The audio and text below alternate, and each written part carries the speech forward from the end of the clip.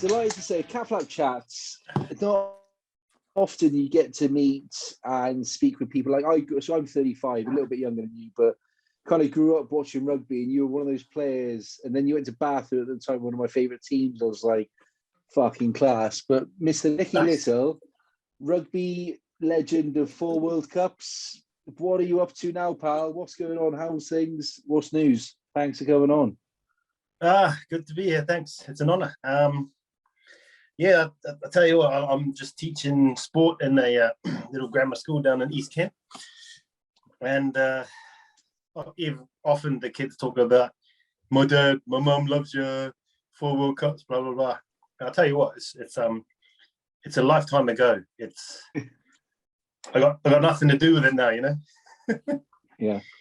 Do you, like, over the last year, especially when things have been closed down a bit and COVID and everything, you obviously achieved loads, not necessarily in like titles or trophies, but just in, you know, huge games and everything that you did do. Do you look back on that now and reflect on it at all, or is it just that was a different you? I don't know. I talk with my mates like this who have done just as much as me, and I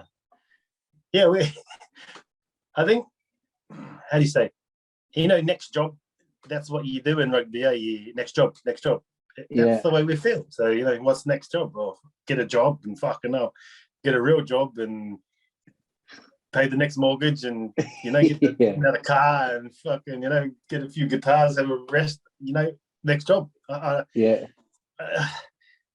don't know, drop so many kilograms of muscle, put some on fat, and then, you know, the next job got to get fitter. Yeah. Are you enjoying life at the moment then, pal? My wife said that I've never been so happy about 6 months after I retired. And I went, yes. Class. I guess it was hard, you know, we all feel the same way. When you're young, when you're in your 20s, you do shit, and then you get to your 35 and you still got to do that shit. Yeah. You're thinking, why did I do that when I was young? Now they expect me to do that all the time. Yeah. And the kids back then were getting massive at 18, and, you know, what the hell is wrong with kids nowadays?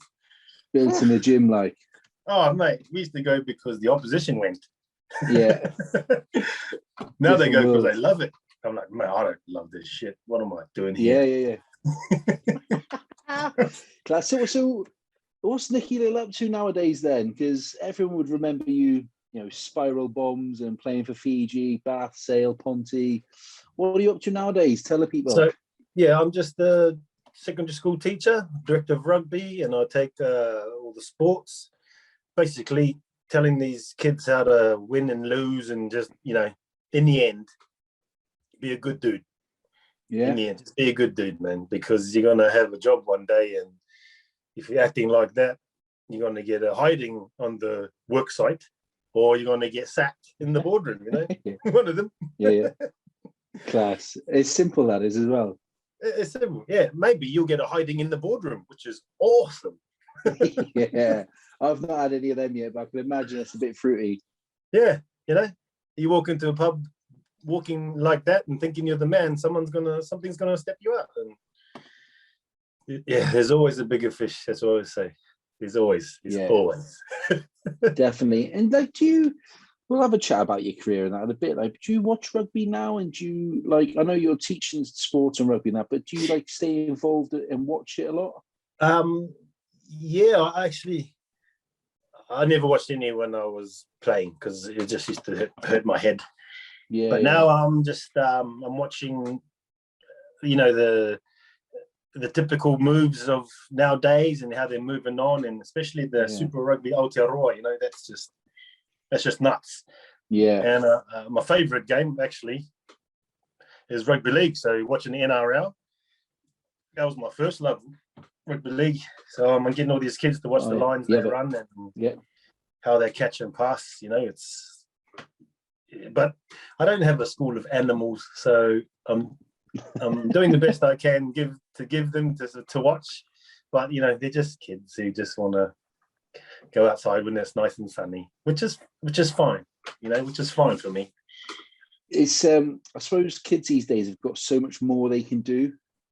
Where back in the day, like when I was growing up in the mid to late 80s, it was get outside on your bike, come in when it's dark, play football, climb trees, bows and arrows and stuff like that. Like, it's completely different now. No, the stuff they can get online and virtual stuff just blows away a mountain bike. yeah, exactly.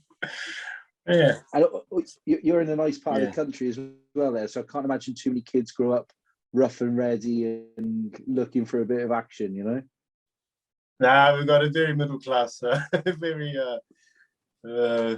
beige middle class school. So yeah, they walk around like, I catch them in the gym with the rap music on and their shirts off, and I say, "Hey, what's happening here? You like this music?" "Yes, sir. Yes, sir." What's the story of this music?" "Don't know." What sort of teacher are you? Like, you hard on them, or you like everyone's best mate, so everyone loves you? Nah, I'm a joker. I think I'll fuck them up, if they beat dicks, I'll tell them. Yeah. And I think my boss likes it that I'm not trained. That's why he sort of lets me loose a bit. Yeah. Come in, fucking hell, that's not very good. That's the way you're acting is get on the minibus. I don't care, Yeah. Even now and then, I take my rugby team, and they're very humble and they know it. But as soon as they put on their cricket whites, "Oh, he don't like it there. More blocks than Legoland." Boop. Come in.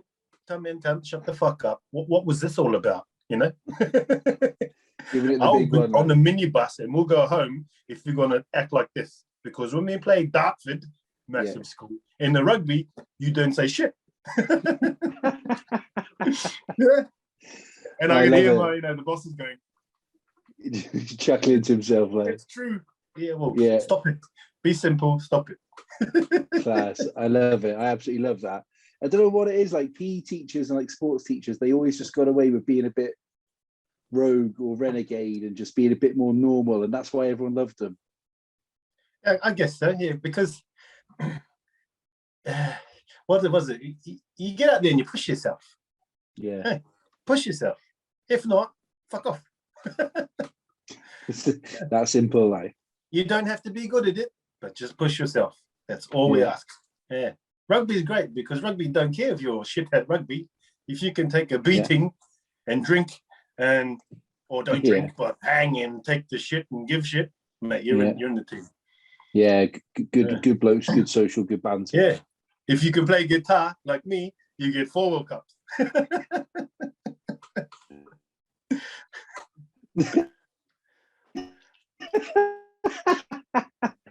And so, like, when you finished playing, how did you find that transition? Did you find it okay? Did you struggle with it at first? Because you played for so long as well. Like, what was that like? Oh, so scared, man. So scared. I've never been that scared before. Like, I get scared of spiders and stuff, but this is real scared, eh? Yeah. I mean, last contract was in Bristol. Then I went to Isha for like just 2-3 months, and I remember picking up my daughter. She was 6 months old, and she looked in my eyes and, "What's happening next year, Daddy?" I was like, "Oh, fucking hell." Yeah. I went to bed like real early for a good 6 months, eh? And my wife, she just let me, she let me alone, and she knew I had I had the weight on me.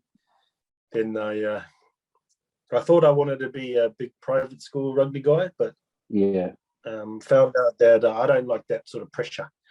Yeah. So I got this job down here, and mate, going from 100-something grand to 30. Yeah.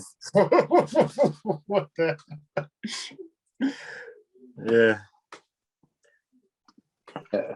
This might sound weird, like, but do you appreciate life a bit more now and your time? And you've got, I would assume you can spend more time with your family, and you're not away every weekend, or you might be with the squad. I don't know how it works, but I just feel like the pressure might be off a little bit. So yes, it's a bit of a less salary, but there's more of life to enjoy with it.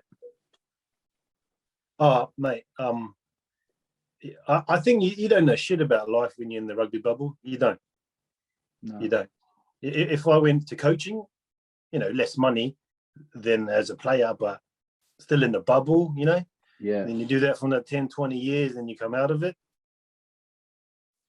Even if you that much money, you surely have a house or two paid off. You still don't know how. You just still don't know. But yeah, man, we're on Liz and I together on half of what we used to. But man, double happy. Yeah, more than double happy. And I'm lucky that my wife's a primary school teacher. She goes and comes home late and early, and I can drop the kids off. We've got the Diesel, the dog, in the front seat of the van. You got a van, The M5 got flicked off straight away, man. The M5, holy shit. I can't deal with your 8 miles per gallon, I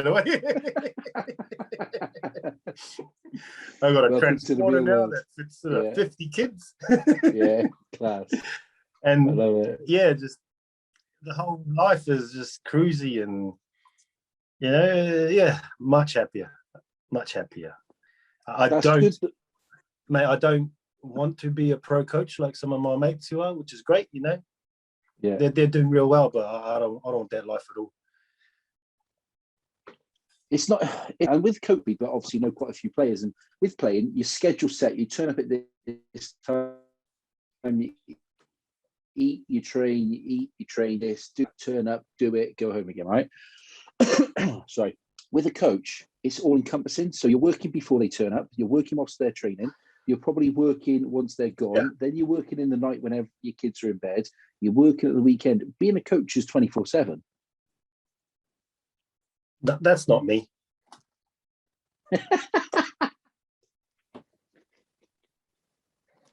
Nicky, you got a £300,000 contract.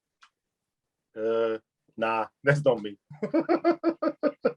Yes, I love it. Can I go to the beach in my van with the dog? No.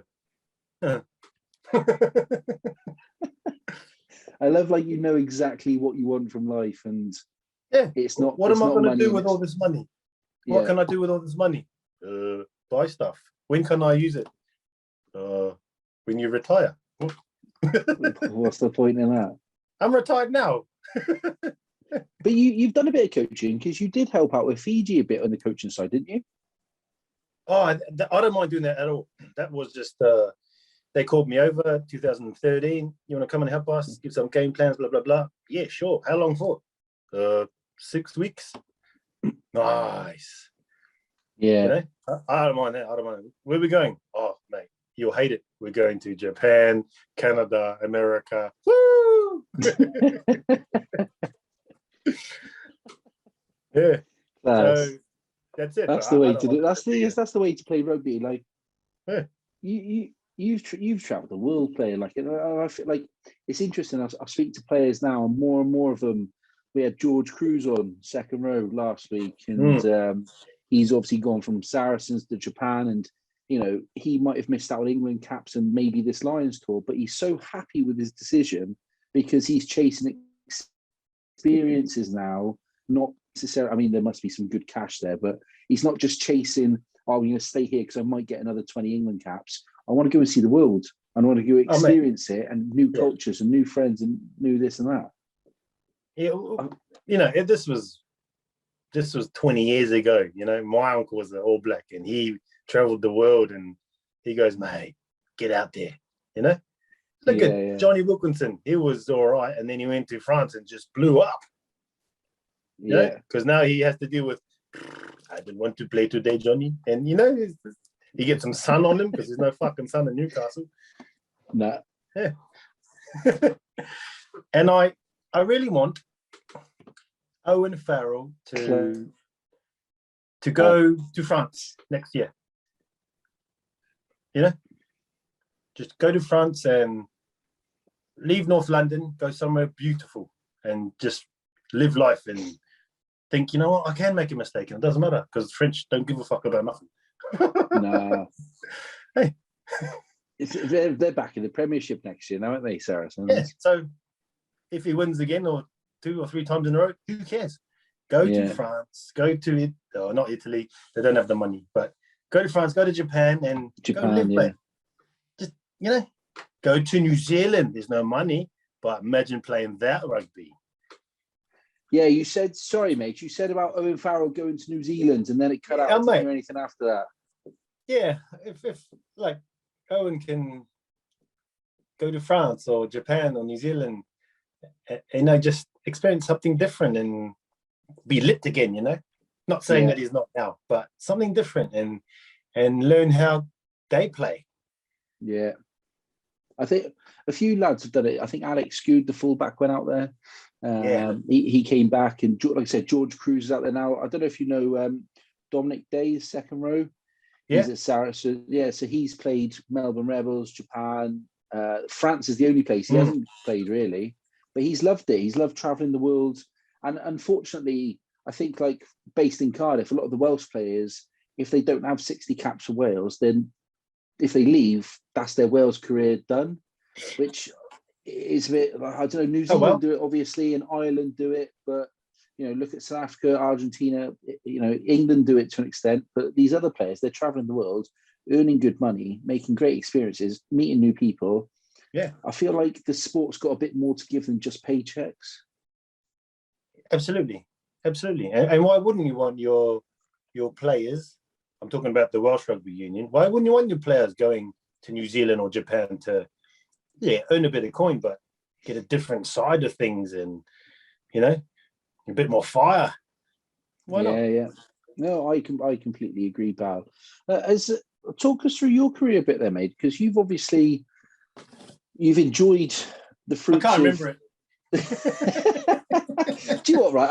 I've got a little story for you, and you're not going to remember this, right? But we've met before, but this it's all good, so you got nothing to worry about. But I wasn't a wanker, was I? Oh no, the opposite. So you were with Deacon Manu, and my mate Dom in the world. Yeah, my mate Dom was at Scarlets with him, and you were in Hamilton, 2011 World Cup, and because we knew a few of the lads, I had tickets for the group games, me and my mate. Yeah. And we saw Deacon Manu, and obviously we were pissed up. I think you would have just lost to Wales. I think it was fairly... Oh, that was my final game, man. I was drunk for like 4 days. It was awesome. So we seen you at the end of the night, and you were having some food, and Deacon was there. So you started chatting to Deacon, going, "Oh, you know my mate Dom Day," and he was like, "You know, let's ring him." So I've rung Dom Day, and like he's like, "Mate, what are you doing?" I'm like, "It's Deacon Manu." We were chatting for ages, and like I'll always remember that. Like when my cousin said, "Oh, I might be able to get Nicky Little," I was like, "I've met the guy, and actually he was fucking sound." Like I met him in Hamilton. My cousin's like, "What? Have you really?" I was like, yeah. When I was, you know, this is 10 years ago now. Yeah. But like, I'll always remember, like, it was just funny. You just chatting as if you were just one of the boys. Like, "Oh, let's have a bit of that, can you?" Well, I'm one of the boys. I am one of the boys. That's the thing. Class. Hey. Just I tell my kids, just be one of the boys. Fuck. Yeah. Just be a good person, like. Yeah, man. Talk us through your career a bit there, mate. So obviously started out you were born in New Zealand, weren't you? Is that right? Yeah, I was born in New Zealand. Fiji and dad, Māori mum. So I wanted to be All Black. I did all the age groups and stuff. Yeah. There was we came over here in 94 with New Zealand secondary school team. Yeah. Me, Fijian heritage. We got a Samoan boy and we got a Tongan boy. All three of us playing 9 and 10. Yeah. And after that year, Carlos Spencer became 10 for the All Blacks, and we were like, "Man, he's good." Yeah. So Sililo Martins went off to Tonga and made Tonga good. Yeah. We had Quentin Samps went to play for Samoa, his blood, and I went to Fiji and played for my blood. And then a couple of World Cups, we all met up. "Hey, dickhead, what's up, wanker?" It was great, mate. Like, what, you know, when you were growing up then, obviously if you've got Fijian heritage or, you know, Islander heritage, what's your thoughts on, like, the two things, I suppose, with this? One, you know, the players who do come over here, you see like Dan Leo and that, what's it called, Oceans Apart, where obviously Pacific Islander players coming over and basically being a bit of a raw deal, both for, say, Samoa or whoever, but also over here. And then also on the other side, you got New Zealanders and Australians poaching Islander players so that they play for the All Blacks. Now, what's your thoughts on all that? Okay. Okay. You can give the media answer if you want to, though. Nah.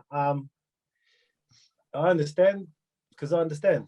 You play for the All Blacks, you play for the Wallabies, you play things, and you get good money, and you can give that back to your family. It's not a problem. Yeah. And you can't. Only a special guy or a silly guy would choose playing for his island over that for family security. You know. Yeah. Yeah. So that's how I feel. I reckon when they maybe 2 or 3 years gone, stand down, then go play for your islands. Yeah. People do say, they should choose islands first. I think that's not for me to say, because I wasn't poached by the All Blacks, you know. Yeah. So I can't say that. But what's wrong with the island boys going back to play for the islands, you know? Yeah, I think in rugby league they do it, don't they? If you don't get picked by a tier 1 nation, you can go and represent your home nation if it's in the tier 2. I really think that the IRB have, I think they're scared.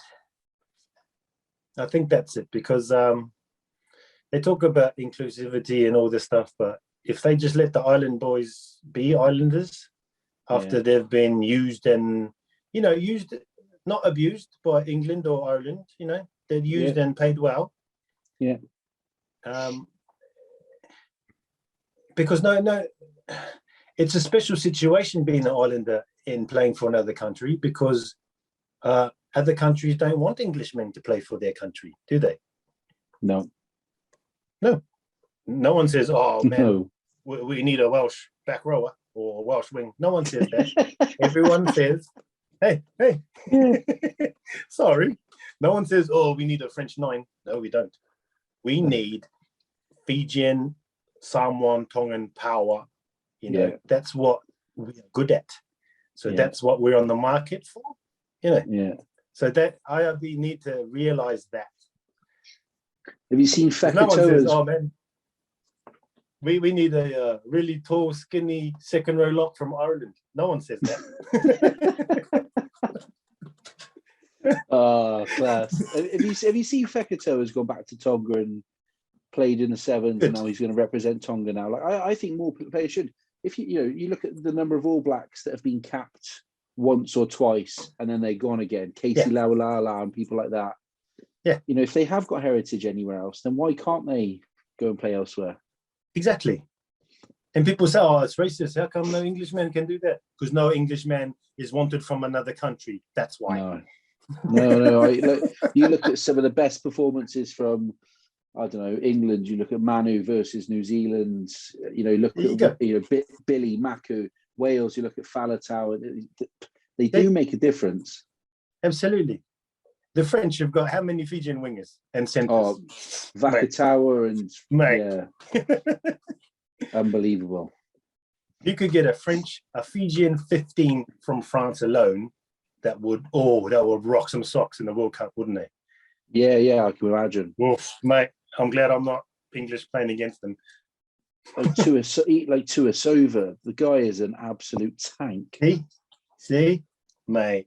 Mental. You look at Charles Piutau, and I mean Randrada's different. He's playing for Fiji flat out, but Piutau's had one cap for New Zealand. I know. So it's the IRB's fault for not realizing why there are so many islanders in different international teams. And it's unfair to say, "Oh, are you going to choose them or choose your home nation from the very start?" Yeah.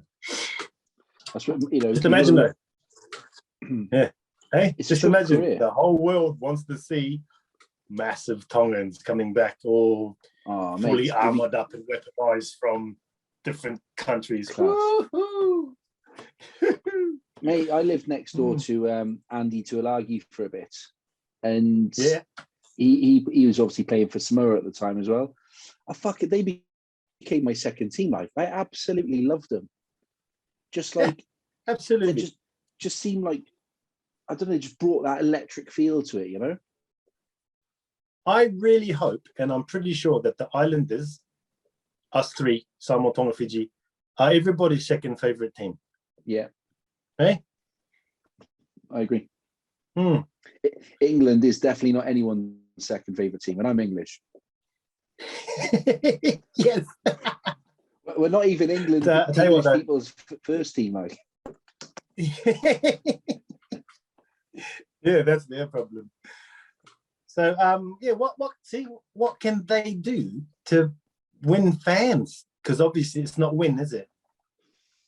No, I don't know, but I just feel that like that Dan Leo documentary it highlighted a bit of corruption or something at the top level, which is prohibitive and stopping the game growing like it should be in the islands, and for the Islander players who either are abroad or even playing on the islands to earn what they should be earning. And like, obviously the money distribution, you look at what England earn a game, I appreciate it's a bit chicken and egg. You know, lots of sponsorship goes into England because it plays in front of so many people. Is that a level playing field for the islands? It doesn't seem so. No, I don't want England Rugby Union to give any money to Fiji Rugby Union. I don't want that at all, because England deserve, because they have a business around them, they run well, they deserve all that money. But when it comes to the rules of who gets the money on a home game, that's a bit stiff to me. That people are coming to watch Fiji play as well. Yeah. So it's stuff like that, And how come England have never gone to play in Fiji? Anyway, you go play in Fiji, our ticket prices is like $4 to get in, so there's no money to be had anyway. Yeah. But then even when, like, I think, was it Wales came out and played Samoa and Tonga, but it ended up being in New Zealand, which you've got obviously huge Islander communities in New Zealand, in Auckland and that, but still it was not on the islands. Yeah, New Zealand took all the money. Well, it just doesn't quite seem like a level playing field at the moment, No, it's not. And if it was, then we wouldn't whinge about things, Yeah. And you'd be cleaning up then at the World Cups as well. The players at your disposal and the fans that you'd have. I'll tell you the truth, mate. I'll tell you the truth. Speaking of personal experience, 03 World Cup and the 07 World Cup, we did it right, but it was time to leave those tournaments. 03, I think we lost by 2 points to Scotland in the playoffs. Scotland, yeah. Even if we had a one, I'm sure we all would have signed a declaration saying Fiji have just gone home. And that's not what it should be. Yeah, it's just we're not killers. We got a nice home, to go to. We just want to play a bit of rugby, and a month is good. 5 weeks, 6 weeks, no way. That's what I'm saying. There will never be an Islander winning World Cup, because by that we've had enough. Oh, you can win the World Cup? No, I had enough, mate. Bye. Yeah, I want to go back and see my family. Yeah. Talk to me about your career, your club career first. We'll go through that first. Obviously, grew up playing in New Zealand. NPC it was back then, wasn't it? Like North Harbour, Waikato, Canterbury, and then you came over to Sale. Like, that's quite early on. Really young. Yeah, I was really young playing for those three big NPCs, provinces back in New Zealand. I had a good time, but I guess I ruined it. I was just burning from both ends. It was a really bright light. Yeah, I can imagine. But like, you made your international debut at 19 as well. Like, you were obviously class as a kid, so it's easy to see how you can get stuck in that. You see the bright lights. You're young enough where you can still get up and go train the next day as well. Yeah, and I guess if I could do it again, I don't. I thought about that. If I could do it again, would I do it different? Probably not, because I learned a lesson. Yeah, I learned a lesson, and I thought I was Billy Big Balls, but I really learned a lesson, and it was real good for me. I still got friends. What am I, 45, who were still burning bright. You know, thinking, right, what's wrong? What is wrong with you? Yeah. So I came over to Sale. That was really scary but exciting. And why Sale? Why Sale and not Super Rugby? I didn't make the Super Rugby cut in 99. Okay. You know, yeah. I was in the training group for a couple of years, or Chiefs. You know, I made the Chiefs for a year as injury cover, and I really enjoyed it. But it wasn't really solid, that contract for me. Yeah. Because the Chiefs were full of All Blacks. You know, they were all Blacks, and it was great to be around them. Yeah. Some of them family, which was great. But I sort of knew that I need to be real special to be in this team. So, but I wasn't. But I was fine with that. But then Sale came through with a good contract, you know, and House in the Castle went along, and man, it was cold. And just what a great bunch of lads. To this day, those boys at Sale, man, great bunch of lads. I still give each other shit, you know. Oh, yeah. It's great. Like, so, you know, when you've come over to Sale, because you're still, you're like 19 then. About like, 20, 21. Do you fear anything then? Like, were you worried that, you know, if it didn't go well, fuck, what do I do next? Like, you've made your debut for Fiji, you've been to a World Cup in 99. I wanted to finish my 2 seasons and go back to buy my big, massive V8 ute. That's what I wanted. Yeah. Yeah. And I wasn't in the career game. It was just fun. And if it didn't work out, I could go back home with a load of cash and I'll be real happy. Maybe buy a house, you know, something that'll make my mum proud. And then, so after that, Charlie Hodgson was being in more favour than me in my second year, which was cool because I loved that kid back then. Yeah. And now he's an old man. He's older than me.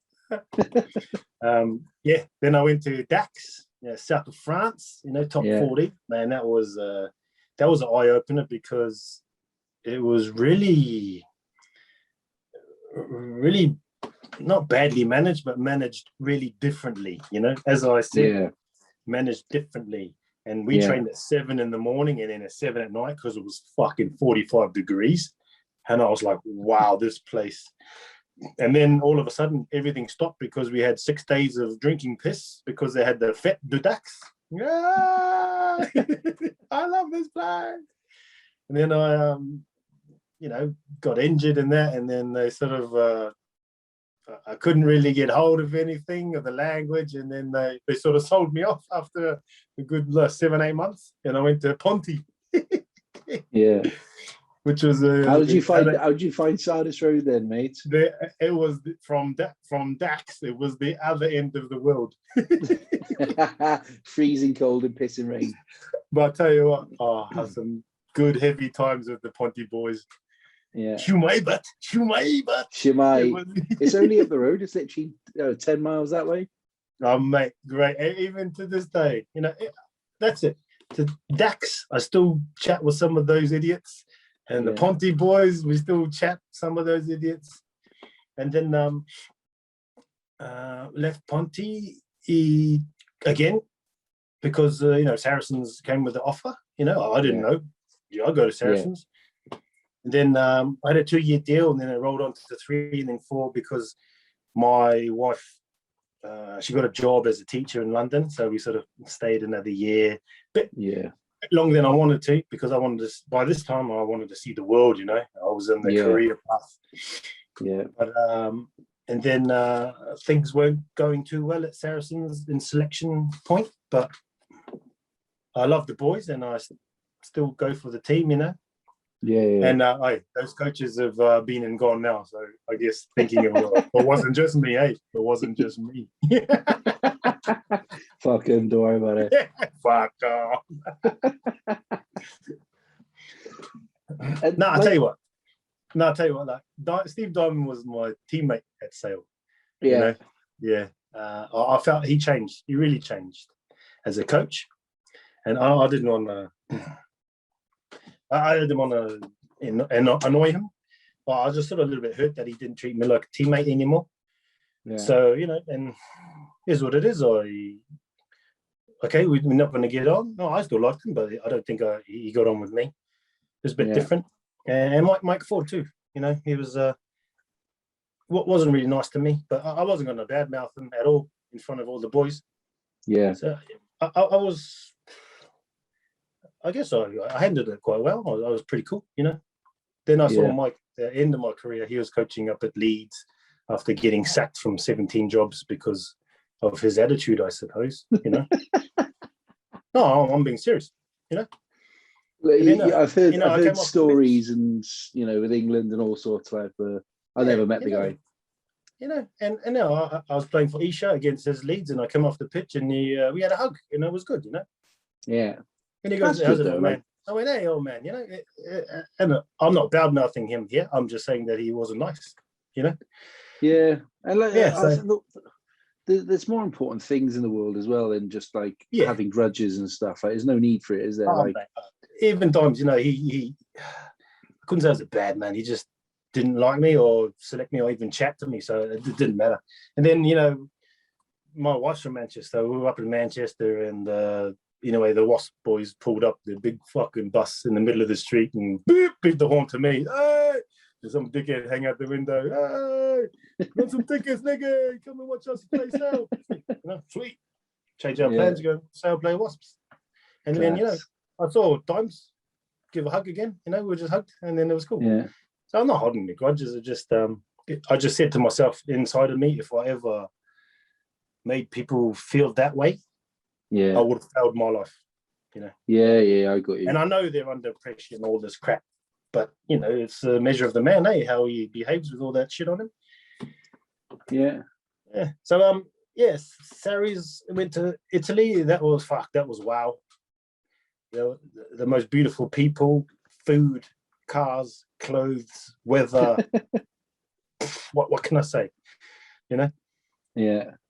The rugby was amateur and it was quite difficult to play because not everyone is. I'm not saying that I'm fucking the best of the world, but wasn't on the wavelength. Yeah. So there must be pass out. Yeah. There must be a difference in level for not. I suppose the difference, even if Saracens had a bad season or Sale had a bad season, everyone is still of a certain level of professionalism. Where I can imagine out there when it was before the British and Irish leagues and the Pro 14 and all that. I can imagine it was a bit different, Yeah, it sort of reminds me now of playing club rugby with good amateurs. I couldn't play flat as I want because I need to look around rather than just knowing that they're there. Yeah. And then, where the fuck are they? and I found the coaches, mate. And then the coaches were really macho, and with no respect, it's Italian rugby, and you've got me here and a couple of these are All Blacks coming in as well. Yeah. Want to give tips? No, this is the way we play here. Yeah. I know. Yeah. Do you want to do it better? Yeah, so, but I really I loved it. And those boys, they're just champions, those Italian boys. We had, still to this day, again, mate, I'd love to take a team over there, like an old boys team over to Calvisano or Padova, and tell all my mates who are 40 now, say, "Good, we're going to have a game and then get drunk." We're like, it'll be the best. Class. We had, I don't know if you know him, Nick Williams, the number 8. Yes. Yeah, he played out in Italy and he absolutely loved it. He said it was brilliant. Mate. Obviously, he was at Munster, they come over here, Ulster, sorry, and then come over here for Cardiff, but he loved being out there. Yeah. Me and my wife, we didn't want to leave, but then the Super 10 over the top 10 fell through, and they had these 2 teams going over to the, the Celtic leagues. The Pro 12. And it came back to Bath, so I was really fortunate, and I really enjoyed that time there. Yeah, Duncan Bell, who I went to Sale and then Ponty and then Bath with, Again, How's it going, bro? We're still running around. Yeah, we are, mate. Stuff like that. It's still great. Yeah, enjoyed that. Yeah, it was good. Then started to get old. Then I went to Bristol. They were in Championship, trying to come up to the Premiership, and they didn't make it. So the contract I signed got sort of slashed in half within a week. Yeah. Which, you know, I don't think that was good, because we asked over and over and over, hey, this is quite a good contract, blah, blah, blah. If you don't make it up, is it still going to be the same? Yeah, you know. And I was like, hey, it's too good to be true. And then, again, I don't think Paul Hull liked me either. Why do you think that is? Like, I don't know. Do you think it's because, is it because you're Fijian, or because like they thought, you know, you wouldn't kick up a fuss, or the way that you played rugby, it was like almost kind of expendable? Like, why do you think that is? I know, I've gone over that a few times, and I don't think it's like, because I do the same with my kids I coach, you know, like I'm thinking, nah, I wasn't a little shit. I wasn't a wanker. No way. You know, I was one of the boys, but it didn't act like that. There's some people out there who acted badly, and I thought, wow. You know? Yeah. Again, you know, and I sort of wanted to play a certain way, because by then I found a way that everybody would enjoy, and it would be less percentage rugby, but just as dangerous to play. But he didn't want it, and so he wanted me to sort of be a kicking game. And mate, there's better kickers out there. Where you got me, you know? And then you do what you're told, sort of thing. I was like, oh, okay, I'll try. Obviously, he didn't try hard enough. So then, I didn't. Good. I was off contract. They said, okay, we're not going to renew you. And I was like, oh, shit, okay. So in a month's time, there's a World Cup, and I'm going to try and go back to my 4th World Cup. But it was really only to put on the CV, and so I can crush any opposition to get a job, you know? Yeah. I'm really lucky the World Cup rugby gods let me get on that plane. So I went back to Fiji and trialled, and there was a yo-yo test. I needed to make like, what yo-yo, 16.9 or something like that. And the whole crew, come on, Lolo, you can do it. How many fucking left? You want 16.5? You know, they were counting down, 6, 7. As soon as I hit 8, I just flopped. I was done. I was on the basketball court. I just flopped. I did it. And then people were doing the yo-yo over me. Sorry, bro. Props and hookers and shit were running over me. Bro, can you just move to the left? Fuck off. But they haven't got the experience then, pal, have they? So they can be as fit as they want. Yeah, I couldn't drink like me. So then, I made that team, and I was just over the moon, really. I didn't know what to think, because I was happy to go to 1 World Cup, let alone 4. Yeah. And then in the end, I got on a couple. I wasn't starting, which is fine, because made the World Cup team, and then we trained for like 4 weeks, and man, I just started to break down, like shin splints and knees, and everything turned to wood rather than ligaments, and I was like, I've never had this before in my life. So they gave me like a day off a week, and people were giving me shit. Hey, Gustin, you know, they'll be, oh, man, you need to put down. I was like, yeah, man, I do. Get me a vet. Yeah, and then in the end, I sort of came off the bench a few times and played well, and then with injuries, they, mate, you're going to start. I was like, nah, you can't start me. And their coach was like, what? You're the only one that doesn't want to start? Well, I didn't even want to play, boys. I just want to get on the fucking in the photo. I just want to get on the photo for proof. I love how blasé you are about it. Like, it's like, I don't think enough players play with a smile on their face like you've got.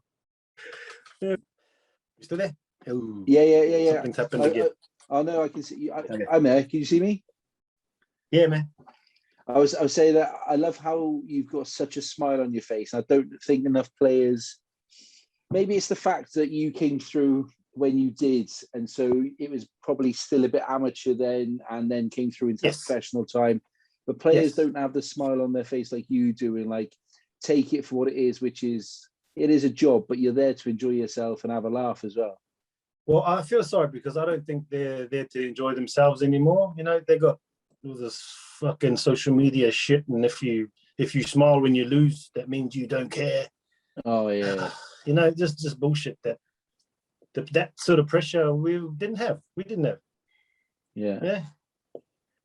So, you know, then I coached the Canterbury team here. You know, just the level 6. Yeah. You know, and I played a game. You know, I was fucking 43. You had to play a game, and then you know, I think we lost, obviously, because I played. And then I had a beer with the opposition, you know, and then just in the change rooms, and the manager, amateur manager, nice guy, but not my type of guy. You know what I'm saying? He just went off at me like, "You shouldn't be drinking. You should be setting an example." Or like crying, what? like what? Yeah, I know what you mean. And I'm trying to bring in this is what they do in New Zealand, and this is what we do, and then no, this is what we do down here in Canterbury. Yeah. Oh, okay, fine. Yeah, like there's no need for it. Like you know, it's no one's died. It's not the be all and end all. Like play hard, and if you lose, you can still have a fucking beer with the opposition or a beer with your mates, and like you know, worry about it again on Monday. You know, fucking relax. I know what you mean. Yeah, but he knew I wasn't going to worry at all because you're 43. You're fucking done. I don't give a fuck about you. Leave me alone. Class. And like, you know, I don't drink with you. So yeah. You know, like how you've enjoyed like all of your club career, and you're obviously a popular bloke amongst the squads, and you've enjoyed off field as much as you've enjoyed it on the field. You've done it your way. Mm-hmm. What about your international career then? Like, because that must be tougher, you know, having to go back every time to like Fiji and don't get the recognition you might deserve sometimes, and you're always the underdog, always. Oh, we didn't care about that. We didn't care. No. Nah, it was a real tight knit, the Fiji team. It was it was really eye opening. My first time in the Fiji team culture, it was eye opening. There wasn't really a hierarchy. The older boys were really crazy and funny, and I was like, wow, you should be the serious ones, you know? And it was beautiful. That's what I call it. For 16, 17 years, it was just beautiful. Yeah. Do you remember your debut? Yeah, absolutely. Yeah. Shat myself, but yeah. I still got the pants. Have you? Hung up like. Oh mate, yes, just amazing to play against South Africa in South Africa. I'll never forget it, and I couldn't have a better team to play against. Really, you know, they were great. Yeah, good guys after as well. Oh, James Small was an absolute nutter. Bless him, James Small. Right. Yeah, he comes in. He's like, "I'm Fijian." We were like, "Ah!" Class. I love shit like that. Like, you know, he sat down and million beers with us. I was like, "This is James Moore." Back then, there was, you know, those plastic cameras. Oh yeah, the Kodaks or whatever. You got to hold it down to the flash is ready now. Yeah. And you crack them open, and you got to give it to the Kodak people. Yeah, I remember them. And you got photos of people's dicks and asses. Oh, fuck, man. They wasted 5 pictures on it, like. Someone's foot. Who took my camera? Like, what's your, like, when you look back now across, what was it, 99, 2003? I mean, 2007 must be special, that Wales victory. You know, that was a pretty good game. I'll tell you the truth, man.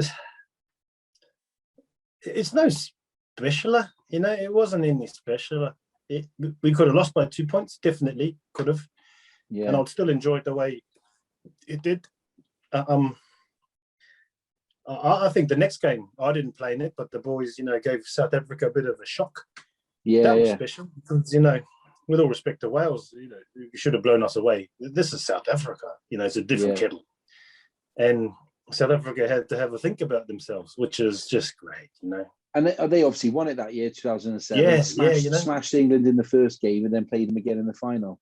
Yeah, I guess we did South Africa a bit of a favour because they sort of cruised a bit, and then they found out, oh fuck, even if we cruise, then little people like Fiji can take us. So then they just got stronger from that game. So I apologise to the other nations, but and like across 4 World Cups, there must have been a couple of players that you always seem to come up against, or have that little thing with. Like, who are the players that stand out for you? And you might be mates with them now, you might have never spoken to them, but you're just always on the pitch, like, fuck's sake, Stephen Jones. Just go and give him a hug on halfway before kickoff. That's what you do. I love that guy. That's what you do. Class. Do you speak to him now? Yeah, I was waiting for the kickoff. I'll go past past 10 meters, and the ref's like, "Oh, what? He's going to talk to me again? Not you, ref. Hug Stephen Jones." Yeah, but I'm going to go back there. just to like say hello or put him off or what? No, just say hello, and then we fucking swap kit after the games and everything. Yeah. Just drink beers, mate. What a man. Class. I absolutely love that. It's fucking brilliant. And I see him, doing well in his coach. I was like, fuck, there's them, man. Look at him. There's them, man. Yeah, with Wales now. Yeah. Yeah, he's doing well. I'm going to ask you about, I'll let you go in a bit. I know it's obviously eating tonight. I'll ask you about, don't worry. one of my favourite players, right? Well, there's a couple. Serevi from the Sevens, especially, like, and then CauCau. Like, what was it like playing? What was it like playing with those guys? I was about to say CauCau, but CauCau's the one for me. He's the one. Yeah, he's a loose nut, mate. He wouldn't room with. He'd only room with his cousins. Yeah, he was a bit loose. He was very fresh, and overweight. Didn't train, but he didn't know the gods gave him a talent, mate. He didn't know it. No. Even though he was for his French team getting 80 back then, 66,000 euros a month. Even back then, Jesus he didn't know Christ. Hey. And when he runs around world-class wingers like nothing, and when he gets personalized sponsored by Nike, and what else? And he gets his own Nike advert, he still doesn't know it. Nah. It's like, wow, I would. This one time probably I said I want to be him. What was it like? I didn't want to be Serevi because his work rate was out of this world. Yeah, like his beat test and yo-yo test was he'd finish it and go, like those fit people that do marathons and they finish it and they go, wow, and then they go commentating. That's him. Yeah. I was like, man, that's not me. I can't. I can still picture his highlights reel now, like the step under the posts, and I think it was versus Scotland maybe, and like just like he'll chase someone for 99 meters, tackle them, the way he does, get the ball off him, and then run 100 meters, get a try, kick it, and then go back to halfway, kick it off, chase it. Fucking hell. That's a mental engine. Like, what was it like for you, like coming through as a youngster with those types of players in the squad? Mate, there was about a third of the team were Sevens boys, like Bill Satala, Waisake Maserewa played New Zealand Sevens. Then, mate, just training with these guys, just be quiet and just watch them train and then watch them how they push themselves, really. Yeah. Because we had a lot of army training because it was cheap and it was very military. Go to the corner and do 10 press-ups, I'll just do 10 press-ups and have a look around. But they'd do 10 press-ups and they close their eyes and do it fucking hard as they can. Then they go to the next corner and do exactly what they should as hard as they can. And I went, wow, these boys are not cutting any corners. And, then I thought, why would you cut corners? Because you got to do 10 press-ups or 20 burpees. Just do it and don't cut the corner. No one cut the flag, go in the corner. No one cut the flag. I was like, wow, this is special. And they were just professional men back then, just professional men. Yeah. I can't imagine turning up to training with CauCau. Like, did you have to tell him where to be, or did he just have that instinct of you would say, I'm going to throw the ball there, just be there, or like how he was like the Flash, isn't it? Is that a dynamic though, was it? He'd just be there. Yeah. It's lucky because we can speak in Fijian and we don't have codes. We just speak in Fijian. Yeah. Because if we had to do codes, he'd be like, Yeah. It's just like, it's a shame you see like in that documentary, like he's obviously given away or somehow not got anything what he should have had. You know, it's a shame to see like one of the truly global superstars of the game. I do blame him. But I put most blame on the parasites around him. Yeah. So a couple of friends have finished pro rugby and then have told their village that I'm not able to commit this amount of money anymore. Yeah. So then obviously their stature in the hierarchy changes. Yeah. Okay. Which is a bit on the nose, isn't it? Yeah, especially if you are earning that much and you're giving that much back to your village every month as well. Yeah. So it all comes back to your title, really. It's a shame that. Yeah, he should be remembered as one of the greats. Like, unbelievable. Well, he is, but I don't know whether he had good management or I think his too late. His management should have done things like just done it. We're going to put away half in the back. We're just going to do it instead of what do you think and sign this. Like a mum would have done that. Just done it. So when you come over, then like growing up in New Zealand, which is obviously slightly different to growing up in the islands, a bit more Western in terms of culture. Were you a bit more savvy with that then, or did you have an agent who was a bit more savvy? I had number one, I wasn't on that much cash. I was on that a year, not a month. Yeah. And I had a chat with my parents before I came over, and I had a chat with my new agent about how to do things right. And we got things right. I just wish the one wish I had in my whole career was I sold my London flat for 25 grand, over the odds, and it was like awesome. Mate. Wish you'd have kept that. Yeah. Oh, I got to recharge. Yeah, if I had kept that, then I'd be having champagne or something, not just a bit of Moet, like. When you look back on your career now,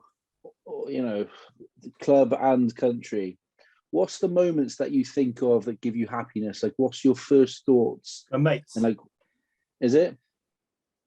Yeah, drinking with mates. It is. It was the release. It was the bond. It was everything. The emotion. It was everything. It was good. I guess we didn't have any well-being coaches back then. How they do have now. How are you feeling? It was have a few beers and you can't. Why are you so grumpy? No, then you'd be happy because you got your mates looking you right in your eye. Hey, fat cunt, why are you acting like that for? What did you do? It's just that. That was the well-being, getting stripped down by your mates. Yeah. Just a different world then, wasn't it? It was easier and better, and sure, I know some mates now have taken their lives, but I think it's because we don't do enough of that. Yeah, don't connect enough. I remember drinking at Saracens. We had a Tuesday club that Tim Horan started off. He said 2 for Tuesday. Oh, yeah, we just fucking got hammered on Tuesday, 22 for Tuesday. Oh, mate, I think we're in the pub at like 2 p.m. and home at like 8. Yeah. So it wasn't a late one. It was just heavy. And Yeah, and I felt a bit sad that Andy Good, they won the premiership, and then it was a big thing that he was still in his kit the next day. Yeah, I loved it. Absolutely loved it. Yeah, but that's what happened back then, eh? And we didn't have any social media to say this is what we did, Yeah. And I loved him for doing it, but why isn't this a thing anyway? It's always been a thing. I know one of the lads who plays for Harlequins, the hooker. He was on a few weeks ago actually on this, and Scott Baldwin, and on his Instagram, he put on there like, thanks to my missus for letting me out for day 3, and like on his Instagram, then they had the trophy still with them, and they were still out 3 days later, like celebrate. You just won the premiership, like why not? Yeah, it's great. And hopefully no one said bad comments in any of those things, because No, I don't know. I don't think so. I mean, you're always going to get the one or two that want to comment on it and, feel like they've got an opinion that needs to be heard, but leave them to There's always a Matt Hancock, minority, hopefully. There is always a Matt Hancock. Devious little fucker. What a rat. Little fucker. I try not to talk about politics, but that is a rat if ever I seen one. Hey, he's not going to go to public. Go on. He can't walk in public. He can't. Oh mate, he'd be vilified. He needs security, I reckon. He's better off moving. 100%. Fucking hell. I'd hate to be him. I know that. I'd hate to be him. Anyway, mate, what's the future for you then, pal? You're still playing a bit of Legends rugby now and again when the body allows, do you? Yeah. Actually, I enjoy training with the 16, 18-year-olds. I took a bit of touch in the, Yeah. You still got it? They think I do.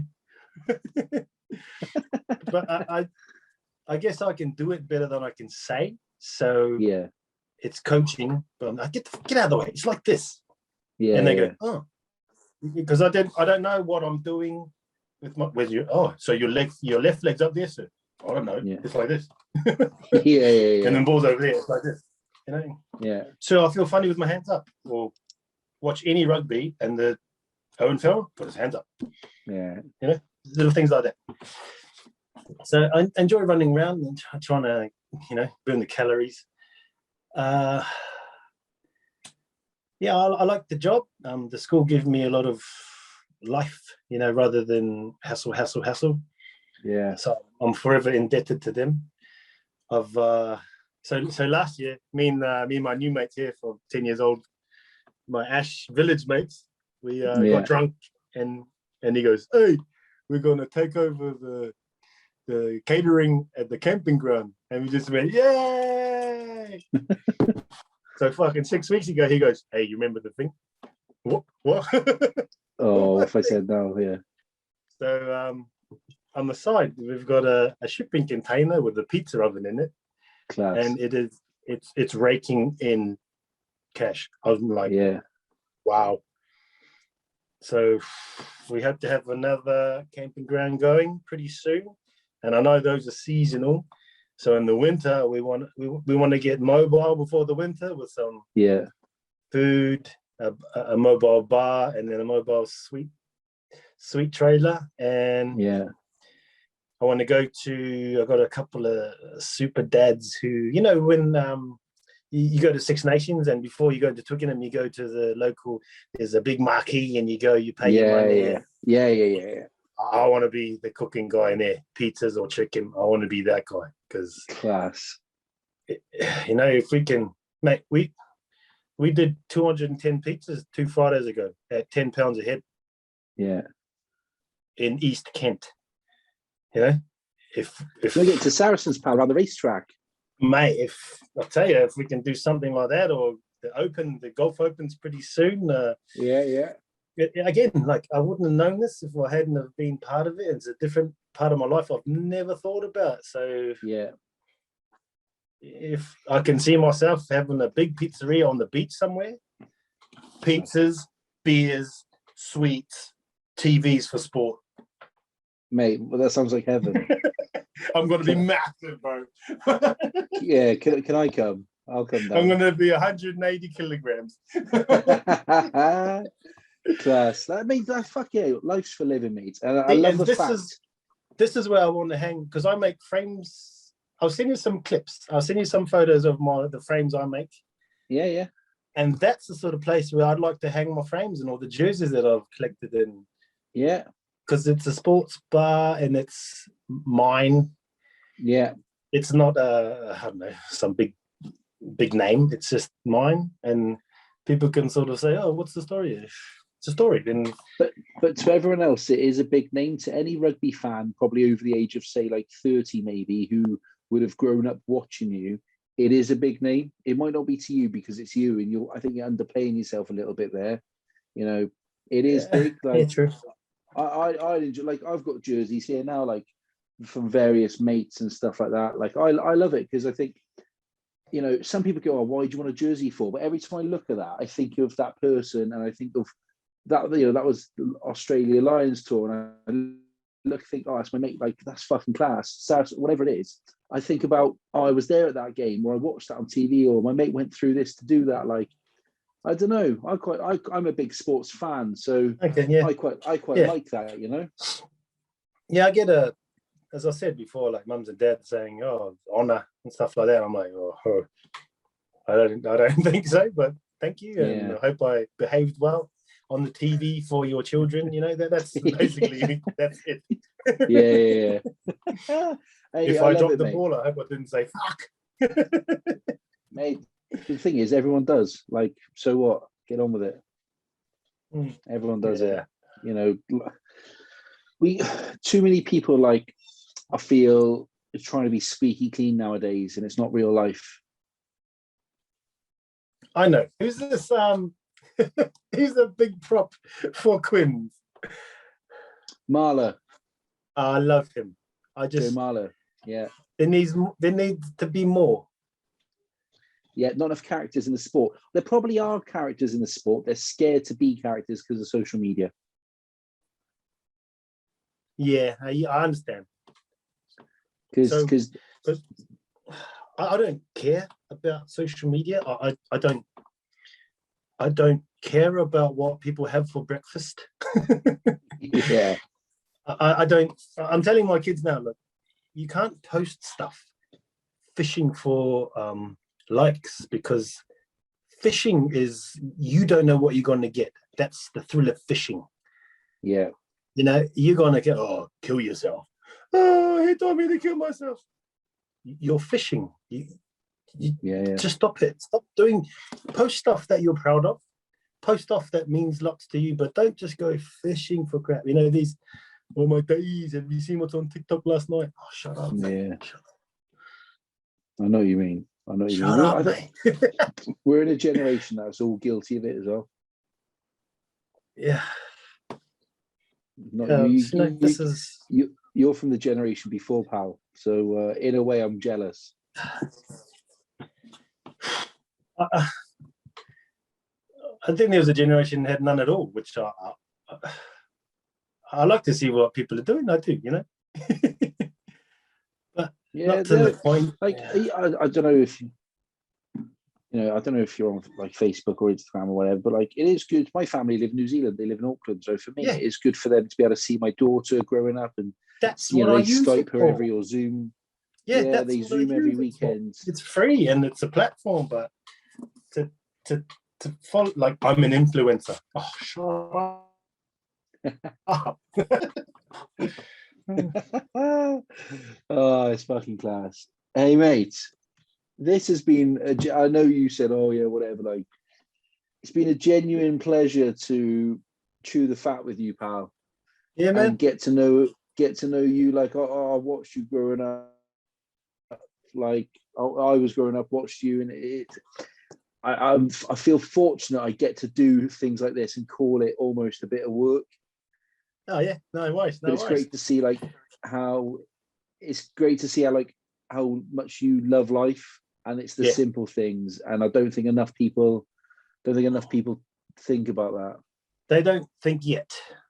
I'm sure. No. sure we're gonna die, we think, oh fucking hell. I don't know. Yeah, I can imagine, mate. Yeah. Hey, look, when I'm down in St Albans next, I'll give you a shout and see if you're nearby, and we can grab a beer or something. All right? Absolutely. My little cousin's assigned for Ealing, so I'm going to be going to watch a couple of his games if we're allowed to. Yeah. Unfortunately, they were not good enough to make the Premiership. Eh? No, it was a bit of a gap, wasn't there? Like it was a bit of there's levels, I suppose. You know. Yeah. Yeah. Yeah. You put a team of like 12 to 15 internationals out, it's going to do damage. Yeah, against semi-pros, it's just, mate. Yeah, it is different. Look, I think what they're doing off field though, and you know, one of my friends is a coach down there now, Tom Brown. Yeah, he played number 8 up here, and you know, good guy. The things that they're doing off field will suit them on field for years to come. Good. It seems like a good place to be. A few of my friends have played there and loved it. Really, really enjoyed it. Ealing. Yeah, Ian Chubb. Yeah. Will Harries and Lewis Roblin and a couple of other Welsh lads have been down there and really, really enjoyed it. Oh mate, I played Saracens with him. He's a lock. Is he coaching there now? Who was the head coach last year?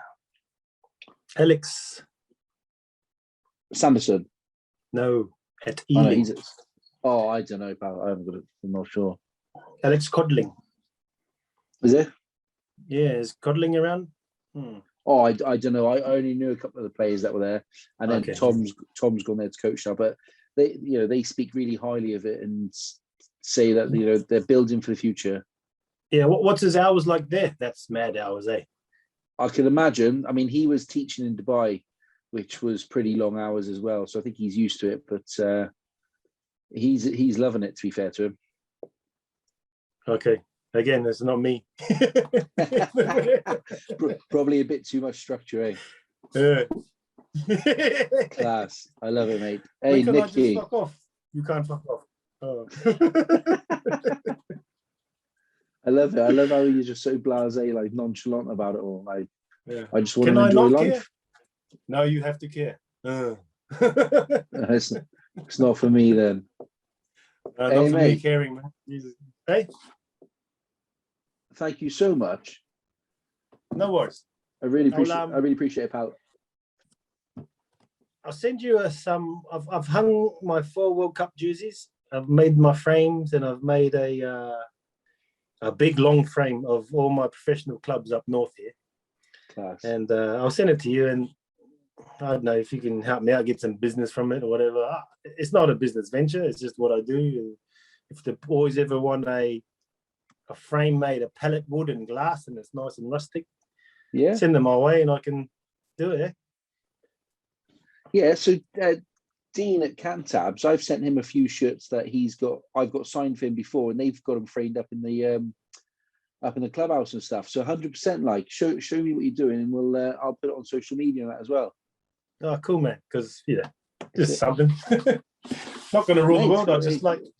I just like you or my boys having something that I've made, and it's a story. And it's my mate Nicky made this fucking idiot. That'd be great. Yeah, I'll send you a couple of shirts, boy.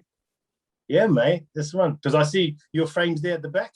They all look lovely, but they don't look like they've been doused in rum and coke.